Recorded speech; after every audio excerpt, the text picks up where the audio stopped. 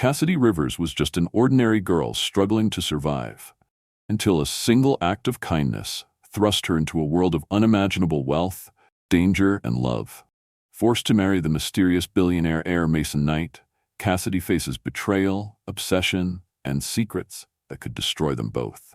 But when fate reveals an even deeper truth about her past, Cassidy must choose between running away or embracing the life she never thought she deserved. Where are you watching from? Tell us in the comments. And don't forget to subscribe so you won't miss the next unforgettable story. Cassidy Rivers wiped the sweat from her forehead as she pushed her broom across the park's main walkway. The summer sun was high, but Cassidy didn't mind the heat. Sweeping leaves and dust might not have been glamorous, but it paid enough to keep her afloat, and helped her save a little bit for the orphanage where she grew up. She bent down to scoop up a plastic bag when something heavy caught her eye. It was a leather briefcase, half hidden under a bench. She glanced around. A distinguished older man in a suit stood nearby, shaded by a bodyguard holding an umbrella over him. "Excuse me, sir," Cassidy said politely, holding up the case. "I think you dropped this." The man turned slowly, studied her, and smiled. "Keep it," he said simply. Cassidy blinked, unsure if she heard him correctly.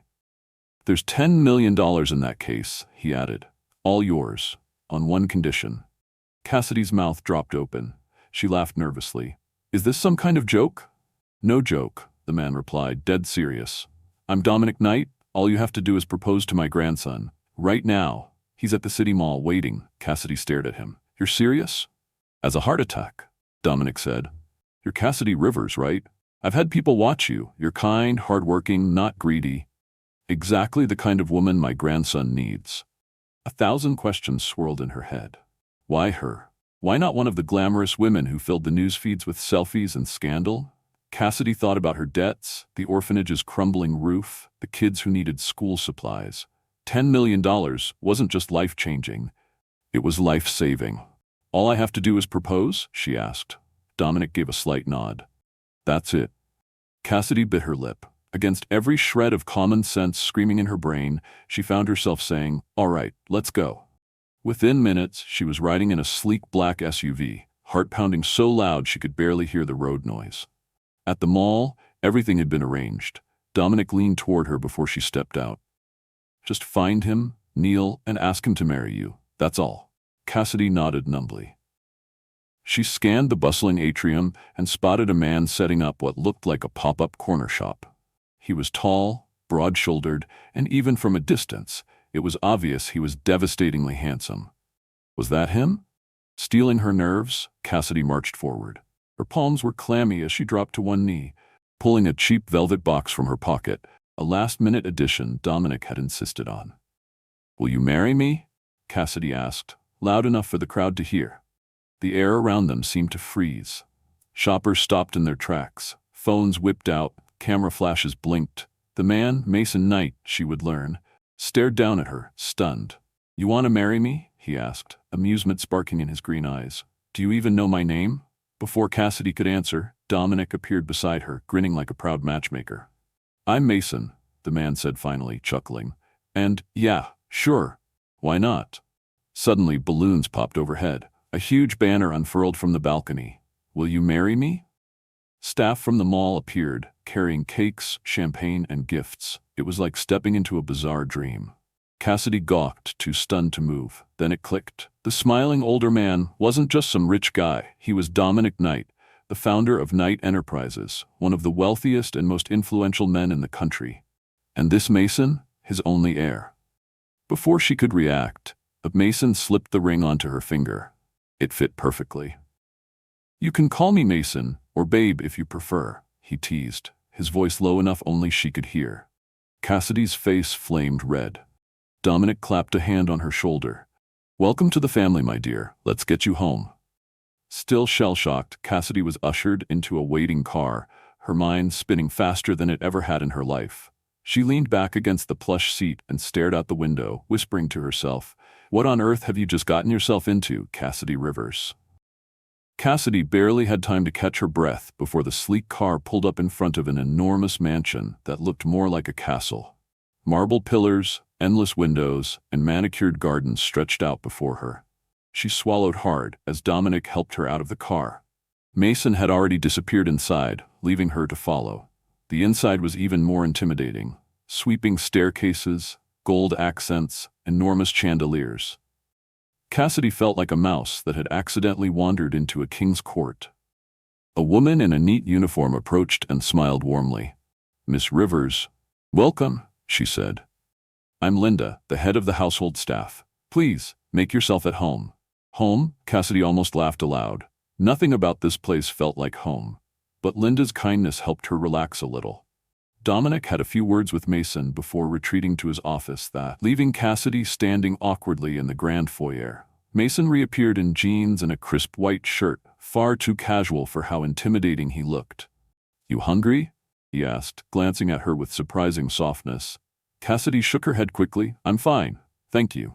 Mason nodded. "All right, follow me." He led her to a cozy side lounge that felt slightly less overwhelming. They sat across from each other. Mason studied her for a long moment, making Cassidy squirm. "So," he said slowly, "you're the mystery woman Grandpa handpicked for me." Cassidy stiffened. "I didn't plan any of this, I swear. I didn't even know who you were." "I believe you," Mason said, a faint smile tugging at the corners of his mouth. "Besides, you're better than the usual suspects." "Usual suspects?" Cassidy asked, eyebrows raised. "Gold diggers, heiresses, women who think marrying me is a shortcut to the cover of a magazine," Mason replied dryly. Cassidy flushed, feeling wildly out of place. Mason leaned forward. "Listen, I'll make you a deal. Stay married to me for a year. In return, I'll double whatever Grandpa promised you." Cassidy gawked at him. "Double?" He nodded. "You won't have to do anything except play the part of my wife. Attend a few events. Smile when necessary. I'll give you your space otherwise." Cassidy hesitated. The money would solve everything. Her debts, the orphanage, even build a future she never dared to dream about. But the idea of being tied to a stranger, even a handsome, kind one, felt dangerously reckless. Before she could answer, a commotion erupted at the entrance hall. Shouts, high heels clicking furiously against marble. "You snake!" a voice shrieked. Cassidy turned just in time to see a woman storming toward her. She was tall, glamorous, wearing designer clothes and murder in her eyes. "You're the tramp who stole Mason from me," the woman screamed, grabbing a fistful of Cassidy's hair and yanking hard. Cassidy cried out, stumbling backward. "Vanessa, stop it!" Linda shouted, rushing forward. Mason was on his feet in seconds, ripping Vanessa away from Cassidy with surprising force. "Enough!" he barked. Vanessa twisted in his grip, tears streaming down her perfect face. "You said you didn't want to get married. You promised me." "I promised nothing," Mason said coldly. "There was never anything between us." Cassidy clutched her aching scalp, heart pounding. She hated scenes like this. Public humiliation wasn't something she'd ever been trained to endure. Vanessa's face twisted with fury. "This isn't over," she spat before storming out of the mansion. Mason turned back to Cassidy, his face softened. "Are you okay?" "I think so," Cassidy mumbled, humiliated beyond belief. "I'm sorry," Mason said sincerely. "She's complicated. Is this what my life is going to look like now?" Cassidy muttered, half to herself. Mason chuckled, shaking his head. "Not if I can help it. Come on. Let's get you settled." Linda showed Cassidy to a beautiful guest room bigger than her entire old apartment. Cassidy barely had time to admire the plush bed, the French windows, and the luxurious decor before collapsing onto the mattress, staring at the ceiling. What had she gotten herself into? Still, as she drifted into sleep, Cassidy realized something strange. Despite the chaos, despite Vanessa's attack, despite Mason's unnerving confidence, somewhere deep inside her heart, a small, dangerous part of her didn't feel like running away. Not yet. The next few days passed in a surreal haze. Cassidy stayed mostly inside the night mansion, finding odd ways to occupy her time, chatting with Linda, helping the kitchen staff, sometimes just wandering the grand halls and wondering how on earth her life had turned into a soap opera. Mason was often away at meetings, but every time he came back, he'd find an excuse to sit with her for dinner, sharing stories about the business world and occasionally teasing her about her still wide-eyed awe at his family's wealth. One evening, as Cassidy settled into the massive library with a book, Mason appeared in the doorway. He looked more relaxed than usual, wearing a black t-shirt and jeans, his hair slightly messy. "Pack a bag," he said. "We're leaving." Cassidy blinked at him. Leaving? For our honeymoon, he grinned, and before she could argue, Linda was already bustling in, helping her gather clothes. Cassidy barely had time to protest before she found herself whisked away to a private resort by the ocean. The cottage they were given was stunning: high wooden beams, sprawling glass windows, and a view of endless white sand. It was the sort of place most people only saw on postcards. Still, Cassidy reminded herself, this was all pretend, a game. A year, and she'd be free. Or so she thought. The first night, Mason suggested they have dinner at the beachside restaurant. He was charming, funny, and, Cassidy hated to admit, irresistibly easy to be around. Maybe it was the salty air, maybe the twinkling lights, or maybe just the way he laughed at her terrible jokes, but Cassidy found herself genuinely enjoying his company.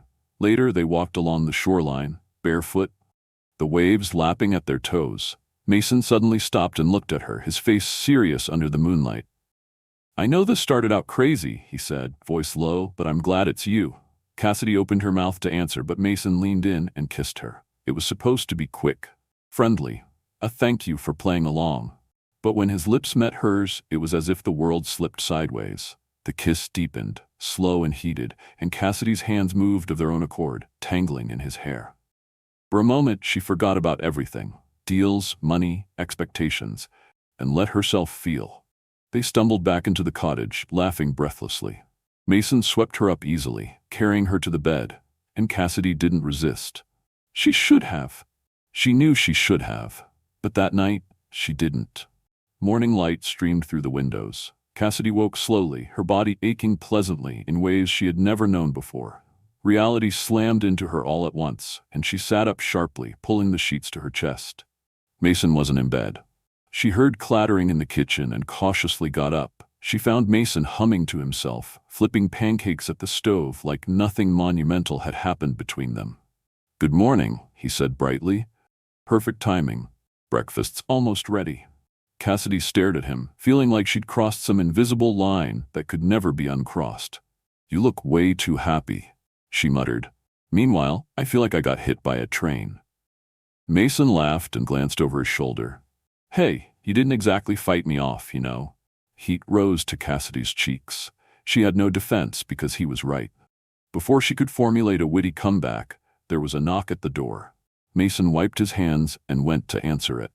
Cassidy strained her neck to see and nearly dropped her plate. Standing at the threshold, dressed in tight jeans and a halter top, was a beautiful woman Cassidy had never seen before. "Tessa?" Mason breathed, his entire body stiffening. Cassidy's stomach sank.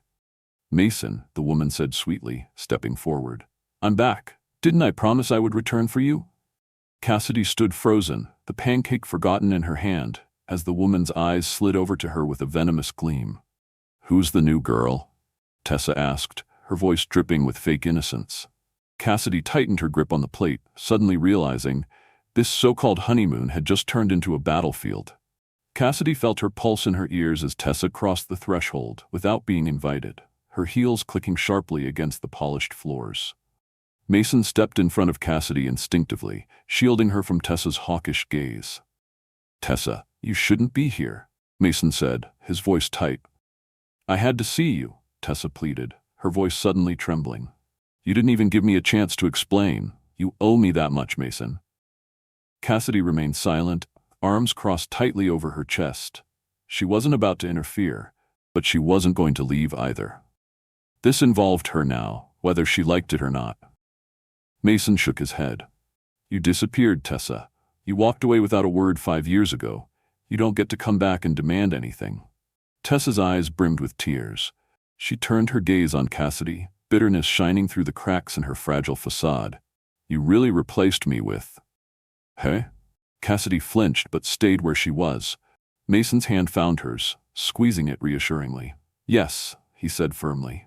"And even if you hadn't left, it wouldn't have changed a thing." Tessa's mouth opened as if to argue, but no words came out. She finally spun on her heel and stormed off, slamming the door behind her. Cassidy exhaled, realizing she'd been holding her breath the entire time. Mason turned to her, his hand still wrapped around hers. "I'm sorry, you didn't deserve that." "It's fine," Cassidy said, even though it wasn't. She wasn't jealous, not exactly. more like rattled. What was she even doing here? Playing house with a man whose past clearly wasn't finished with him? Later that night, Cassidy lay awake in her bed, staring at the ceiling. Thunder rumbled outside, a summer storm rolling in over the coast. Sleep felt impossible with her mind spinning so fast.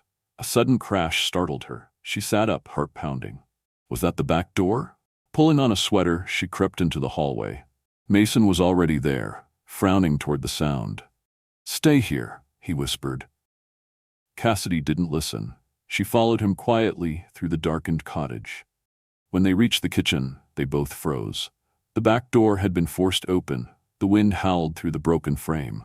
Footsteps echoed outside. Mason cursed under his breath and grabbed a flashlight.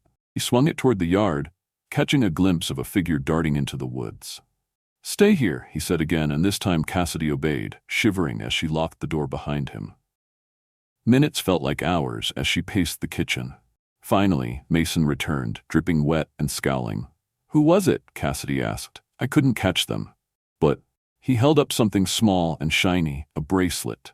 A very familiar bracelet.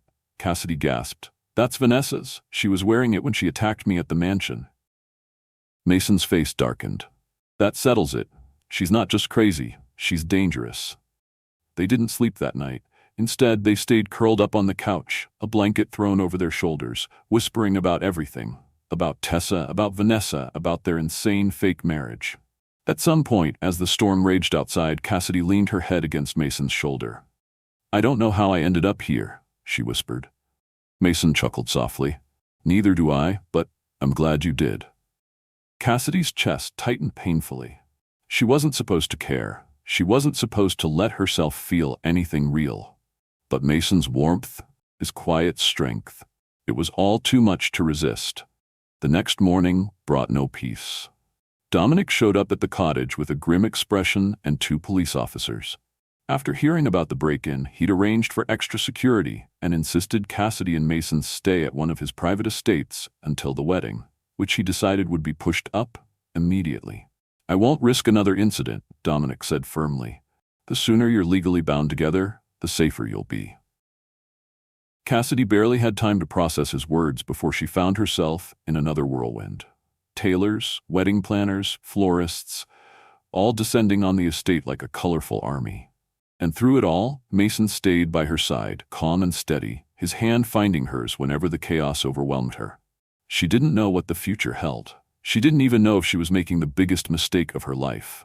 But deep down, a part of Cassidy, the part she usually ignored, was beginning to hope that maybe, just maybe, fate had dragged her into the right story after all. The day of the wedding arrived faster than Cassidy could blink. It was held at one of Dominic's private gardens, a breathtaking place filled with archways of climbing roses, crystal chandeliers hanging from ancient oaks, and a carpet of white petals lining the aisle. Cassidy wore a gown so delicate it felt like she might float away, her hands trembling slightly as Linda straightened her veil. "You're going to be fine," Linda whispered, squeezing her hands. "You're not alone in this." Cassidy smiled gratefully, her heart pounding as the music started. She stepped into the sunlight, arm in arm with Dominic, who insisted on walking her down the aisle. At the altar, Mason stood tall and waiting, his green eyes locked on her with a softness that made her chest ache. As she reached him, Mason took her hand with a warmth that steadied her nerves. They exchanged vows, not the scripted ones, but ones they wrote themselves late the night before, laughing over coffee in the kitchen.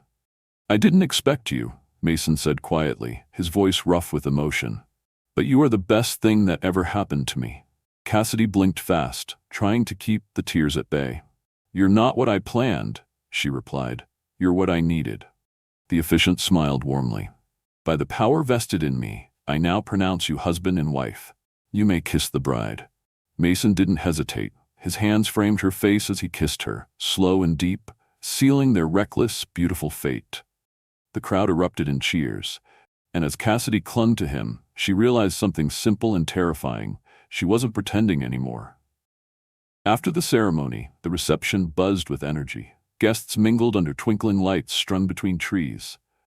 Cassidy barely had time to savor it before Dominic approached, flanked by 2 people Cassidy had never seen before, a man and a woman whose eyes shimmered with barely restrained emotion. "Cassidy," Dominic said softly, "there's someone you should meet." The woman stepped forward, tears spilling freely down her cheeks. "Cassidy, we're your parents." Cassidy froze, blinking as if trying to wake up. "What?"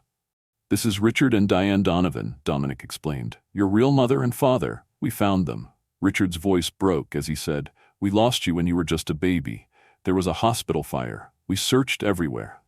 Cassidy's breath hitched. She staggered forward, and Diane gathered her into a fierce embrace, sobbing openly. Cassidy stood there, stiff at first, then melted into her mother's arms, a sob breaking free from her chest. Years of loneliness, of wondering and wishing, collapsed under the weight of this impossible, miraculous reunion. "I'm so sorry," Diane whispered. "We never stopped loving you." Cassidy pulled back just enough to look at them, her heart full. I think I've been waiting for you my whole life." Mason stood nearby, giving her space, but his eyes shone with pride. He'd known. He'd been part of this plan to give her back the family she lost. Later, after the cake had been cut and the last dance shared, Mason found her sitting alone under the stars, barefoot in the grass, her dress pulled around her. "You okay?" he asked, dropping down beside her. Cassidy nodded, wiping a stray tear. "I'm overwhelmed, happy, scared, all of it." Mason chuckled and took her hand, intertwining their fingers. "Welcome to life." She leaned her head on his shoulder, feeling the steady beat of his heart. "You knew, didn't you? About my parents?" He kissed the top of her head. "I wanted you to have everything you deserved. Family, love, a real home." Cassidy tilted her face up to him, smiling through her tears. "You're my home now." Mason kissed her again, sweet and sure. A year later, their lives overflowed with joy. Cassidy and Mason celebrated their son's first birthday in the very garden where they had wed. Their families laughed together, filling the air with music and light. Linda beamed as she chased after the giggling little boy. Cassidy stood with Mason, watching it all, feeling the quiet thunder of happiness in her chest. Once, she thought fate had tricked her into a life she didn't want. Now she knew better. Fate had given her everything she never dared to dream of. And she had said yes. Life often throws unexpected choices in our path, some so sudden and overwhelming that they seem impossible to face. Cassidy's story reminds us that while we may not always understand why life pushes us in certain directions, every decision we make shapes our future in powerful ways. She stepped into a world far different from the one she knew, full of challenges, betrayals, and fears. Yet through kindness, resilience, and trust in her heart, she discovered a life richer than she ever imagined. Sometimes what feels like a mistake is actually destiny knocking at the door. It's easy to let fear make us run from the unknown, but true growth comes when we step forward despite the fear. Cassidy found not only love, but also family, belonging, and a future brighter than any dream she had dared to hold. Her story teaches us that even when life feels chaotic or unfair, faith, integrity, and a little courage can lead to unimaginable happiness. So next time life offers you an unexpected path, ask yourself, what could you gain if you dare to believe? Thank you so much for listening to Cassidy and Mason's journey. Where are you watching from? Let us know in the comments. We'd love to hear. And don't forget to subscribe to the channel so you never miss another heartwarming story like this. See you in the next one.